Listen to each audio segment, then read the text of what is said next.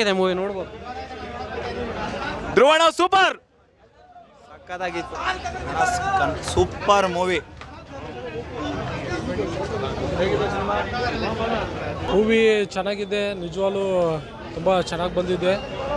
Comeback ಮಾಡಿದ್ದಾರೆ ಎರಡು, ಒಬ್ಬರು ಡೈರೆಕ್ಟ್ರು ಪ್ರೇಮ್ ಅವರು ಮತ್ತು ತುಂಬ ಸಿನಿಮಾ ಮಾಡಿ ಅವರು ಹೆಸರು ಮಾಡಿಕೊಂಡ್ರು. ಅದೇ ರೀತಿ ಈ ಒಂದು ಸಿನಿಮಾ ನಿಜವಾಗ್ಲೂ ಅದ್ಭುತವಾಗಿ ಬಂದಿದೆ. ಅದೇ ರೀತಿ ನಮ್ಮ ಧ್ರುವ ಸರ್ಜಾ ಸರ್ ಅವರು ಅದ್ಭುತವಾಗಿ ನಟನೆ ಮಾಡಿದ್ದಾರೆ. ಇಬ್ಬರಿಗೂ ಒಂದು ಚಾಲೆಂಜ್ ಅಂತ ಇತ್ತು, ಯಾಕಂದರೆ ಪ್ರೇಮ್ ಅವರ ಸಿನಿಮಾ ಎಷ್ಟೋ ದಿನಗಳಾದಮೇಲೆ ಬಂದಿರೋಂಥದ್ದು, ಆಮೇಲೆ ಧ್ರುವ ಸರ್ ಸಿನಿಮಾನ ಇದು ಎಷ್ಟೋ ದಿನಗಳಾದಮೇಲೆ ಬಂದದ್ದು. ಇಬ್ಬರೂ ಕಾಂಬಿನೇಷನ್ನಲ್ಲಿ ತುಂಬ ಅದ್ಭುತವಾಗಿ ಸಿನಿಮಾ ಬಂದಿದೆ.